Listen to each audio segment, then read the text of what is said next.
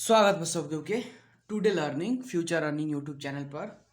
इससे पहले पहले वाला वीडियो में हमने के बीबीएस फर्स्ट ईयर अंतर्गत जो सब्जेक्ट रहल बा अकाउंट ओकर unit 15 analysis of financial statement के 5 गो शीर्षक में रह के विभिन्न विभिन्न फॉर्मूला देखले रहनी सन, सीखले रहनी सन। हम आशा करतानी कि सबको यू फार्मूला याद कैले होई। आजू के वीडियो में रह के हमनी के एकरे analysis of financial statement chapter के हमनी के न्यूमेरिकल प्रॉब्लम बनावे जा रहल बानी सन। ल तो सबसे पहले का क्वेश्चन बा हमनी के the current liabilities and working capital of a company are rupees 2 lakh and 4 lakh respectively. तो हमनी के रिस्पेक्टिवली जोन देले बा रिस्पेक्टिवली देते मात्र हमके समझ जाएगा पड़ल जोन पहले बा उ पहले के वैल्यू है ओइंगे वर्किंग कैपिटल पीछे बा ओइला पीछे के वैल्यू हमनी के 4 लाख ह माने करेंट लायबिलिटी के वैल्यू 2 लाख ह आ करेंट वर्किंग कैपिटल के वैल्यू 4 लाख ह। तो हमनी कथी कहले बा कैलकुलेट करे के तो हम देख सकतानी कैलकुलेट करे के कहले बा रिक्वायर्ड करेंट रेशियो। तो करेंट रेशियो के हमनी के फार्मूला पहले भी पढ़ चुकल बानी सन। करेंट रेशियो के फार्मूला होकला current assets divide by current liabilities. का होकला current assets divide by current liabilities. जेंगे पहले हम फर्स्ट दिन जब पढ़ले रहनी फर्स्ट अगर लेक्चर देखबा ओमे देखे के मिली कि करेंट रेशियो के फार्मूला लिखले बानी current assets divide by current liabilities. तो उहे हमनी के लिखे गईनी। ल तो सबसे पहले एमे जइला के बाद में हम current assets divide by current liabilities. अब करेंट लायबिलिटीज जितना हम लिख ले बानी सर ले बानी क्वेश्चन में से वर्किंग कैपिटल जितना दिले बा उ लिख ले बानी। कथी निकाले के बा ओकर पहले फार्मूला लगाएम तो ओकर फार्मूला होकला करेंट रेशियो। करेंट रेशियो के फार्मूला होकला current assets divide by current liabilities. ल तो करेंट लायबिलिटीज दे चुकल बा उहे वैल्यू 2 लाख ले आके हम बट्टा में बा तो बट्टा के रूप में हम कह के 2 लाख रखले बानी। ल अब करेंट एसेट्स निकाले जाएगा पड़ल तो कुछ ऐसन हिंट देले रही जेकरा हेल्प से हमनी के ई निकले वाला बा एकर हेल्प से निकली। तो करेंट लायबिलिटी का काम होइए गईल। एगो हमनी के बाँचल वर्किंग कैपिटल। तो वर्किंग कैपिटल के ऐसन सहयोग होई जैसे हमनी के ऐसन फार्मूला होई जैसे हमनी के कुछ ना तो कुछ निकली। तो वर्किंग कैपिटल के ओइला वर्किंग कैपिटल के फार्मूला होकला अपने के पता बा current assets minus current liabilities. एकरा के नेट वर्किंग कैपिटल भी कह सकतानी। वर्किंग कैपिटल के वैल्यू देले बा 4 लाख उ 4 लाख हम लिया के धइनी इक्वल टू बीच में बा ओइला हमनी के और धरे के पड़ी ओइंगे current assets minus current liabilities के वैल्यू 2 लाख तो 2 लाख दे देनी। ये ने माइनस में बा हमने करेंट एसेट्स निकाले के बा ई माइनस में बा इक्वल टू के होने जाई तो हो जाला प्लस में। अगर प्लस में रही तो होने जाई तो हो जाला माइनस में इक्वल टू के होने ओइंगे करके और गुना में रहल होने जाई तो हो जाला भागा में। ओइंगे करके अगर हमनी के भागा में रहल तो होने जाई तो हो जाला गुना में इक्वल टू के होने। तो सो दैट करेंट एसेट्स निकल के आई हमनी के 4 लाख आ 2 लाख हमनी के 6 लाख अपने कर सकतानी कैलकुलेटर में किंग कर सकतानी 4 लाख प्लस 2 लाख कितना भेल हमनी के 6 लाख। हमनी के 6 लाख वैल्यू बा 6 लाख ले आके धइनी 6 लाख डिवाइड बाई 2 लाख कहनी 6 लाख डिवाइड बाई हमनी के 2 लाख कैला पर 3 आवता।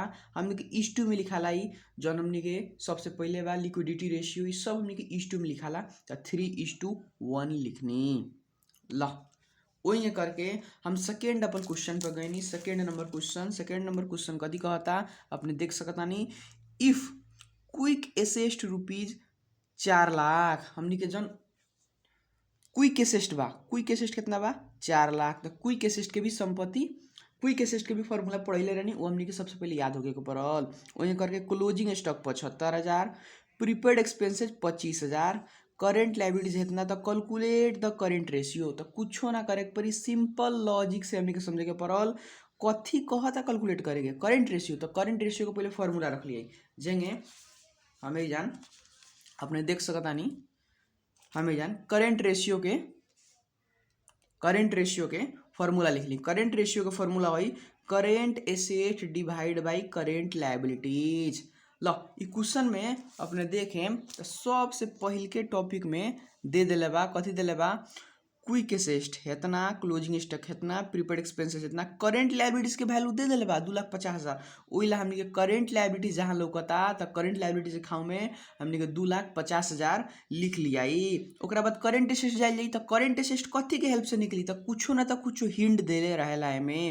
तो एमे अपने के पता बा क्विक एसेट के फार्मूला होकला अपन हम जहिया हमने के फर्स्ट लेक्चर पढ़ने सन ओइमे हम बतैले रहनी अपने के क्विक एसेस्ट के फार्मूला दूगो होकेला कैश एंड बैंक जोड़ सकतानी सन्डी डेप्ट जोड़ सकतानी ना तो क्विक एसेस्ट के दूसरा का फार्मूला करेंट एसेस्ट में से इन्वेंट्री घटा ली प्रीपेड एक्सपेंसेस घटा ली तो कथी निकल जाई क्विक एसेस्ट।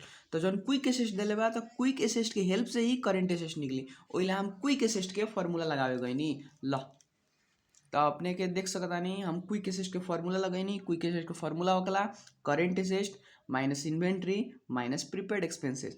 तो क्विक एसेस्ट के वैल्यू हमें जानते ही करेंट एसेस्ट तो निकालें के बाद हम सीए लिखनी है के शॉर्टकट में माइनस इन्वेंट्री के वैल्यू अपने देख सकतानी इन्वेंट्री नहीं दिले मैंने क्लोजिंग स्टॉक कह के नाम दिले बा क्लोजिंग स्टॉक के हमने के इन्वेंट्री कहल जाला। तो इन्वेंट्री के वैल्यू कितना हो गई 75,000 माइनस प्रीपेड एक्सपेंसेस। तो प्रीपेड एक्सपेंसेस देख सकतानी कितना बा हमने के 25,000 देख सकतानी एजन 25,000 रहल बा तब माइनस 25,000 हमने के रखला के बाद में हमने के 4 lakh is equal to current asset हाई माइनस बिकम प्लस कहे के मतलब माइनस 75,000 माइनस 25,000 कहे के मतलब माइनस 1 लाख रुपया आयल माइनस 1 लाख माइनस 1 लाख हमने के और करेंट एसेस्ट निकाले के बाद माइनस 1 लाख इक्वल टू को होने जाई तब प्लस हमने के 1 लाख हो जाए हमने के 4 लाख ही हमने के plus 1 lakh is equal to C A कहे के मतलब करेंट एसेस्ट। सो दैट हमने के जन करेंट एसेस्ट आयल करेंट एसेस्ट कितना आयल करेंट एसेट्स इक्वल टू हमने के 4 लाख 1 लाख हमने के 5 लाख एक वैल्यू कितना बा हमने के 5 लाख रहल बा। ल है जन करेंट एसेस्ट जितना वैल्यू आयल उ लिया के हमें यहाँ रखी ओइला तो निकालत रहनी सन करेंट एसेस्ट के वैल्यू हमने के 5 लाख रखनी। तो 5 लाख डिवाइड बाई 2,50,000 कल जाई तो हमने के 2 आई कितना आई हमने के 2 आई कर सकतानी अपने 5 लाख डिवाइड बाई हमने के 2,50,000 इक्वल टू कल जाई तो हमने के 2 आई 2 के सरोकार हमने के 2 हमने के रेशियो में लिखा मतलब 2:1 लिख दिया ये हमने के आंसर हो चुकल।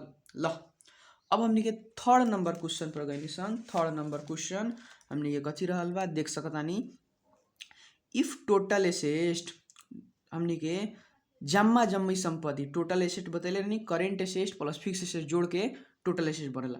तो टोटल एसेट के वैल्यू बा 1 दहाई सैकड़ा हजार 10 लाख 10 लाख रुपया टोटल एसेट बा। वही फिक्स एसेट जन फिक्स एसेट बा 6 लाख बा। क्रेडिटर्स जन साहू बा हमने के 1 लाख बा। अदर करेंट लायबिलिटीज हमने के 1,50,000 बा। तब फाइंड हमने के करेंट रेशियो तो करेंट रेशियो निकाले के देता ल एकर सॉल्यूशन करे गई नहीं सबसे पहले जथी निकाले के बा उ हमने के लिख दिया तेमे क्या कर सकता नहीं। ल हम 3 नंबर सॉल्यूशन में गए नहीं 3 नंबर सॉल्यूशन पर करे गए नहीं। ल थर्ड नंबर के सॉल्यूशन ल थर्ड नंबर के सॉल्यूशन सबसे पहले कथी निकाले के बा हमें करेंट रेशियो निकाले के बा। करेंट रेशियो इक्वल टू हमने के current assets are divided by हमने कथी होकला करेंट एसेट्स डिवाइडेड बाई हमने के current liabilities current assets divided by हमने के करेंट लायबिलिटीज। ला तो हमने के सबसे पहले देखी एमे कुछ के वैल्यू देले बा हमने के तो अपने देखनी है कि हमने के टोटल एसेट्स इतना बा फिक्स एसेट्स इतना बा क्रेडिटर्स इतना बा। अदर करेंट लायबिलिटीज हमने के क्रेडिटर्स भी लायबिलिटीज है और अदर करेंट लायबिलिटीज भी दिले बा। तो सबसे पहले हम करेंट लायबिलिटी निकाल सकता नहीं 2 लाइन छोड़ के हम टोटल करेंट लायबिलिटीज निकाले गए नहीं कि जम्मा जमी कितना बा वो हमने के करेंट लायबिलिटी लगा धोई जाई। तो total current liabilities is equal to लिख सकता नहीं एगो तो सन्ड्री क्रेडिटर्स होबे करला तो सन्ड्री क्रेडिटर्स दे चुकल बा तो लिखे हम सन्ड्री क्रेडिटर्स जो सन्ड्री क्रेडिटर्स बा उ हमनी के प्लस कथी लिख सकते अदर दिले बा हमें अदर अदर करेंट लायबिलिटीज एकरा अलावा मतलब बर बके जोड़ देले बा सन्डी क्रेडिट्स पर अदर हमनी के अदर करेंट लायबिलिटीज ल ये दोनों के जोड़ल जाई तो हमनी के टोटल करेंट लायबिलिटीज आ जाई। सन्ड्री क्रेडिटर्स के अगर वैल्यू देखेम तो सन्ड्री क्रेडिटर्स के अपने वैल्यू बा 1,00,000 रुपया। वही करके हमनी के अदर करेंट लायबिलिटीज देखेम अदर करेंट लायबिलिटीज तो कितना बा हमनी के 1,50,000 मतलब 1,50,000 रुपया। ल तो 1,00,000 आ प्लस हमनी के 1,50,000 कैला के बाद में हमनी के आ जाला रुपीज कितना भइल 2,50,000। 1,00,000 और 1,50,000 कैला के बाद में कितना 2,50,000 तो हम 2,50,000 ले आके धरेम।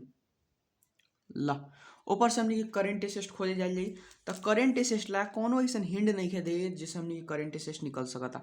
टोटल एसेट दे देले बा है फिक्स एसेट देले बा हिंड देले बानू।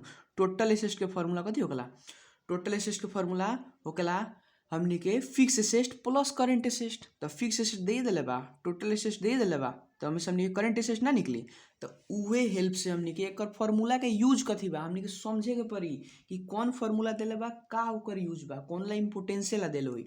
ल तो हमें जान टोटल एसेट के फार्मूला लगावे गइनी हम कथी गइनी टोटल एसेट के फार्मूला लगावे गइनी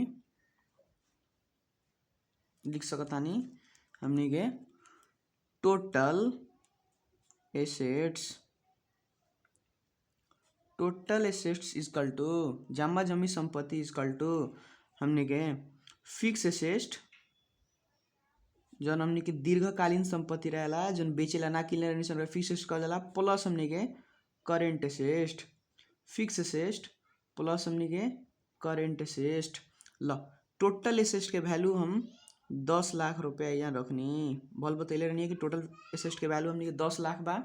एजन से अपने देख सकतानी टोटल एसेट कहे के मतलब 10,00,000 आ फिक्स एसेट कहे के मतलब हमनी के कहला 6,00,000 तो टोटल एसेट हमनी के 10,00,000 फिक्स एसेट कहे के मतलब हमनी के 6,00,000 आ प्लस हमनी के करेंट एसेट बा तो हमनी करेंट एसेट रखेम और अगर करेंट एसेट निकाले के बा तो 6,00,000 यानी प्लस में बा है नहीं तो कथी में हो जाई माइनस में हो जाई तो माइनस 6,00,000 इक्वल टू हमनी को हो जाई current asset so that current asset के वैल्यू कितना आ जाई अपने कैलकुलेटर चला सकतानी या देख सकतानी करेंट एसेट इक्वल टू 10,00,000 आ माइनस हमनी के 6,00,000 10,00,000 में 6,00,000 घटी तो आ जाई हमनी के रुपीज 4,00,000। अब हमनी के 4,00,000 रुपया ले आके करेंट एसेट लौकता ओकर ठाव हमनी के छोड़ले रहनी सन उ 4,00,000 रख सकतानी।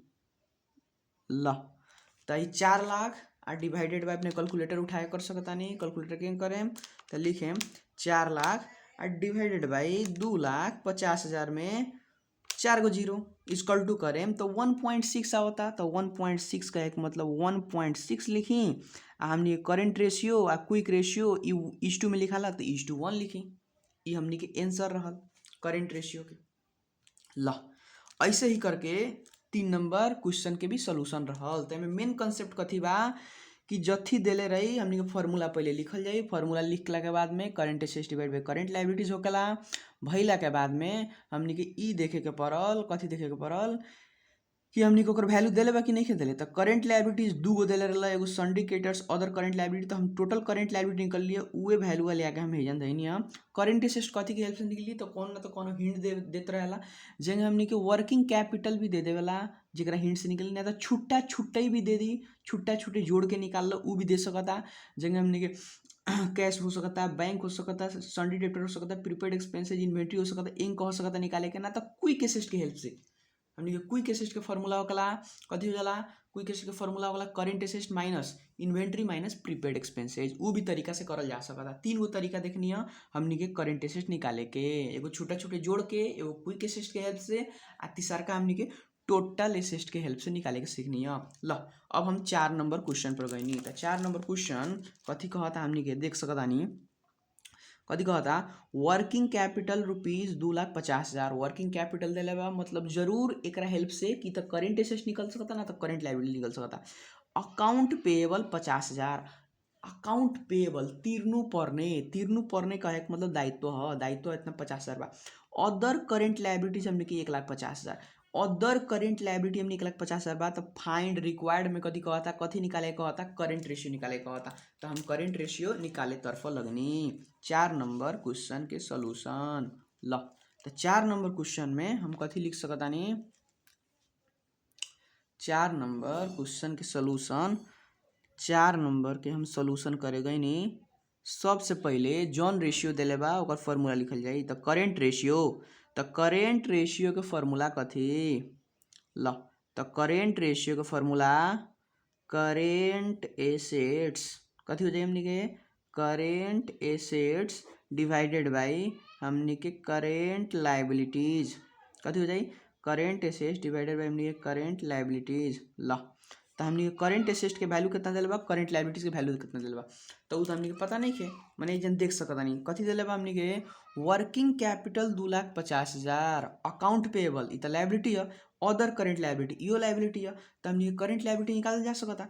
तो हम एजन 2 लाइन छोड़नी, छोड़ला के बाद में हम करेंट लायबिलिटी निकाले गई नी, जेकरा के लिखे हमनी के टोटल करेंट लायबिलिटी, कैसे कि अदर कह दिले बा। तो टोटल करेंट लायबिलिटी जम्मा जम्मी हमनी के करेंट लायबिलिटीज कितना होकेला, तो टोटले रखाला वजन। हमनी के total current liabilities equal to, total current liabilities equal to कथी लिख सकतानी हमनी के, तो लिख सकतानी अपने के अकाउंट पेएबल, अकाउंट जोन तीरे वाला बा उ हमनी के अकाउंट पेएबल प्लस हमनी के कर सकतानी अदर करेंट लायबिलिटीज, अदर हमनी के करेंट लायबिलिटीज LIABILITIES लायबिलिटीज अपने देख सकतानी।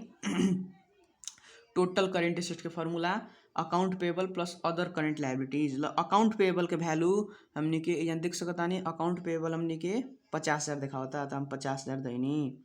वही अदर करेंट लायबिलिटी दिले बा, ओकरा अलावा करेंट लायबिलिटी हमनी के 1,50,000 जोड़ के दे दिले बा, तो 1,50,000 दैनी। तो 50,000 और 1,00,000 कहे के मतलब हमनी के हो गई 2 लाख रुपया। उ 2 लाख रुपया हमनी के टोटल करेंट लायबिलिटी के हेडिंग से निकलनी। 2 लाख रुपया, 2 लाख रुपया कहाँ लेकर धरम, हे जान बट्टा में जेने बा ओने धराई, नीचे बा नीचे धराई, हमनी के 2 लाख रुपया। ऊपर से हमनी के करेंट एसेट्स निकाले तरफ लागल जाओ। तो करेंट एसेट्स कथी से निकली, तो अपना देख सकतानी, पहले भी बतानी हम वर्किंग कैपिटल दी, तो एकरा हेल्प से हमनी के करेंट एसेट निकालल जा सकता। तो ये हम टॉपिक में पहले निकाले गए नी, कथी के फार्मूला लिखनी, फार्मूला लिखनी हमनी के वर्किंग कैपिटल के, क्या लिखनी, वर्किंग नोट है नीचे कइल जाला, वर्किंग कैपिटल के हम फार्मूला लिखनी। वर्किंग कैपिटल इक्वल टू हमनी के करेंट एसेट्स, जेकरा के सीए कहनी शॉर्टकट में, CA माइनस CL। ओइंगे वर्किंग कैपिटल के अपने के वैल्यू दे चुकल बा, अपने देख सकतानी 2,50,000 दिले बा, 2,50,000 दिले बा। एकरा ठाव में हम 2,50,000 लिखनी, ओकर सामने ठक के वर्किंग कैपिटल के नीचे इक्वल टू बा, तो इक्वल टू लिखनी। CA के वैल्यू नहीं की तो निकाले के बा, माइनस CL के वैल्यू अबगे हमनी के निकलनी है सन, कितना हमनी के निकलनी है सन, CL के वैल्यू 2 लाख रुपया। देख सकतानी टोटल करेंट लायबिलिटी 2 लाख, वो हमनी के 2 लाख ले आके एजन धलियाई, 2 लाख हमनी के एजन धलियाई। धैला के बाद में माइनस करेंट लायबिलिटी माइनस बा इक्वल टू कौन हो जाई, तो कथी में हो जाई, प्लस में हो जाई। तो और 2,50,000 प्लस हमनी के 2 लाख इक्वल टू हमनी के करेंट एसेट, सो दैट हमनी करेंट एसेट के वैल्यू कितना हो जाई, सो दैट हमनी के करेंट एसेट्स इक्वल टू 2,50,000 और 2 लाख अपने कैलकुलेटर में जोड़ेम, तो जोड़ला के बाद में एकर जोन वैल्यू आई वही हमनी के 4,50,000, कितना, 4,50,000, 4,50,000 हमनी के धलियाई ल। तो 4,50,000 हमें ले आके काहेला निकलनी है सन, तो हमें धरेला निकलनी है सन।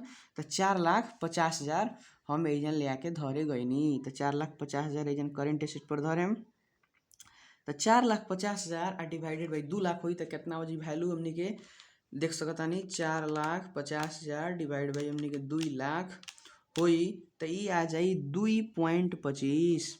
हमनी के ई रेशियो पढ़तानी सन तो इज टू में लिखाला इज टू 1 इज टू कहे के मतलब दू गो थोपला दे दिया तो ओकरा कहल जाला इज टू यानी करेंट रेशियो निकल चुकल। तो 2 मार्क्स में ऐसा ऐसा प्रॉब्लम कर सकतानी। वही गई हम 5 number question last number question जो शॉर्ट क्वेश्चन के लास्ट नंबर क्वेश्चन है वो हमनी के बनावे गई।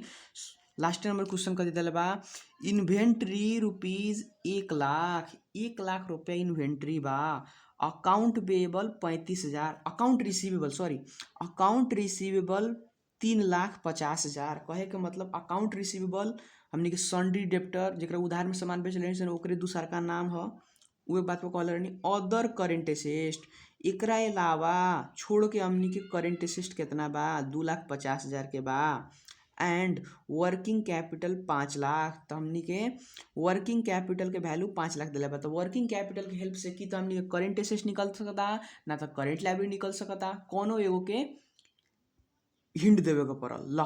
तो सबसे पहले कहा था रिक्वायर्ड में कहले बा हमनी करेंट रेशियो तो ई बनावे के बा। ई क्वेश्चन हमनी के बनावे के बा तो केंगे बनावल जा सकता ल। तो सबसे पहले हम ई क्वेश्चन बनावे जा रहल बानी। ई क्वेश्चन केंगे बनावल जा सकता तो हमनी के ई क्वेश्चन नंबर कितना है 5 है 5 के हम सॉल्यूशन करे गए नी। सॉल्यूशन सबसे पहले लिखेम कथी निकाले के बाद करेंट रेशियो। तो करेंट रेशियो के फार्मूला लिखेम current ratio is equal to formula हो जाए करेंट एसेट्स जमा जमी संपत्ति डिवाइडेड बाय करेंट लायबिलिटीज जमा जमी कितना संपत्ति जमा जमी करेंट एसेट्स डिवाइड बाय हमनी के टोटल करेंट लायबिलिटीज। तो क्वेश्चन में अपने देख सकतानी सबसे पहले कुछ हिंट दिले रहला करेंट एसेट के दिले रहला कि ना दिले रहला। तो एजन देखेम तो एगो वर्किंग कैपिटल दिले बा। तो वर्किंग कैपिटल के फार्मूला होकला current asset minus current liabilities मने बने वाला नहीं खे कैश की करेंट एसेट चाहिए ना तो करेंट लायबिलिटी चाहिए। तो एक हेल्प से देखेम तो करेंट एसेट निकल सकता inventory account receivable other current asset सब जोड़ेम तो करेंट एसेट ना निकल जी। तो हमने के 2 लाइन छोड़ के एक जो सोल्यूशन करे के छोड़ के हमने के लिख सकतानी सन कथी लिख सकतानी सन करेंट एसेट हमने के टोटल करेंट एसेट जमा जमी करेंट एसेट कितना बा। तो टोटल करेंट एसेट्स निकाले जाता नी so that total current assets निकाले गए नी। तो निकाले के बेरी हमने कथी कथी हो सकता है एगो इन्वेंट्री जोड़ दिया इन्वेंट्री भी हमने करेंट एसेट क्लोजिंग स्टॉक कहल जाला प्लस इन्वेंट्री के बाद में हमने के अकाउंट रिसीवेबल एक शॉर्टकट में हम AR कहनी अकाउंट रिसीवेबल प्लस ओकरा बाद हमने के अदर हमने के करेंट एसेट और बर बकिया संपत्ति अदर हमने के करेंट हमने के एसेट्स अदर करेंट एसेट्स। तो देख सकता नहीं अपने हम इन्वेंट्री धैनी account receivable other current asset हमने के धैनी। तो सबसे पहले हमने के इन्वेंट्री के वैल्यू जितना बा उठा के दे दिया जहाँ इन्वेंट्री लो की देख सकता नहीं कितना धर सकता नहीं 1 लाख रुपया। तो 1 लाख रुपया हम इन्वेंट्री पर धैनी वही करके अकाउंट रिसीवेबल के वैल्यू हमने के 3,50,000। तो 3,50,000 हमने के अकाउंट रिसीवेबल पर देनी वही करके लास्ट पर हमने के अदर करेंट एसेट मतलब 2,50,000 ल। तो हमने के 2,50,000 3.5 लाख और 1 लाख हमने के कैलकुलेटर के हेल्प से जोड़ दिया 1,03,50,000 प्लस 2,50,000 इक्वल टू कहीं नहीं तो कितना आइल हमने के रुपीज 7 लाख रुपया आवता। मतलब हमने करेंट एसेट निकल चुकल तो करेंट एसेट के वैल्यू ले आके हमने के 7 लाख ही धो देनी। अब कहे के मतलब करेंट लायबिलिटीज निकाले के बाद तो करेंट लायबिलिटीज के हेडिंग दिलाई एक कोनो ऐसा हेडिंग नहीं खे दिले जिससे हम जोड़ के करेंट लायबिलिटी निकाल सकता नहीं।